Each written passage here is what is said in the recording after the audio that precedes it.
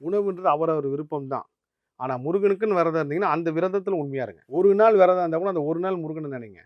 10 நிமிஷம் கோயிலுக்கு போனா கூட அது 10 நிமிஷம் ஃபோன எதுவும் எடுக்காம முருகன மட்டும் நினைச்சுட்டு வாங்க. 2 மணி நேரம் நீங்க கோயில்ல இருக்கீங்கன்னா, 2 மணி நேரம் முருகன நினைங்க. தினமும் முருகா முருகான்னு நினைக்கிறது அது ஒரு வரம். ஆனா, எப்பலாம் நீங்க பக்தியா இருக்கீங்களோ, எப்பலாம் விரதமா இருக்கீங்களோ, அந்த விரத நேரத்துல மட்டும் உண்மையா இருங்க. சில பேர் விரதமா இருக்கும்போது இந்த முட்டை போட்ட கேக் கூட சாப்பிடாம இருப்பாங்க. அது அவங்க பக்தி. சில பேர் தெரியாம சாப்பிட்டவங்களா இருப்பாங்க. எனக்கு வந்த மெசேஜ்லயே அதிகமான மெசேஜ் தெரியாம முட்டை போட்டு கேக் சாப்பிட்டேன். தெரியாம முட்டையோட கேக் சாப்பிட்டேன். அதெல்லாம் எந்த தவறும் கிடையாது. உங்க உள்ளத்துல ஒரு பக்தி இருக்கும். அந்த பக்தி தான் முருகர் பார்க்குறாரு. நீங்க எப்படி வேணாலும் இருங்க. உண்மையா இருக்கீங்களா? எவ்வளோ அடிச்சாலும் இவன் நம்மள விடாம இருக்கானா? எவ்வளோ சோதனை வந்தாலும் விரக்தி ஆவாம இருக்கானா? என்ன நம்புறானா முழுசா? அந்த நம்பிக்கை வர வரைக்கும் உங்களுக்கு பலன் கிடைக்கிறது தாமதமாயிட்டே இருக்கும். நம்பிக்கை வந்துருச்சுன்னா, அடுத்த நொடி அந்த பலன் கிடைச்சிரும். அதனால இந்த தைப்பூசம் விரதம் இருந்தவங்க, திடீர் இறப்புகளால் மாலை கழட்டியிருப்பீங்க. இல்ல யாராவது ஒரு முக்கியமான ஒரு டெத்துக்காக போயிருப்பீங்க. அதனால விரதம் இப்படி ஆயிடுச்சோ!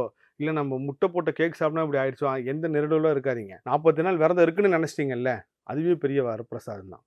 முருகனுக்காக 40 நாள் இத நெறைய பேர் அவங்க நான் யார் பக்தியும் குறை சொல்ற நான் அப்ப சொல்ல நம்ம கருத்து சொல்றதோ குறை சொல்ல கிடையாது. 21 நாள் இருந்தாங்க. இப்ப 6 நாள் இருக்கேன்றாங்க. 11 எல்லாமே அவங்கவங்க பக்தி. எப்படி வேணாலும் இருங்க. முருகனுக்கு உண்மையா இருங்க. இதுல என்ன சம்பவம் நடந்தாலும் சரி, சில பேர் பெட்ல தூங்கலாமான்னுலாம் கேட்டு சொன்னாங்க. பாயில படுக்கலாமா? நீங்க எங்க வேணாலும் படுங்க. என்ன வேணாலும் பண்ணுங்க. 48 நாள் முருகனுக்கு உண்மையா இருங்க. இந்த 48 நாள் விரதம் தான் உங்க ஆயுள் முழுவதும் உண்டான பக்குவத்த குடுக்கும்.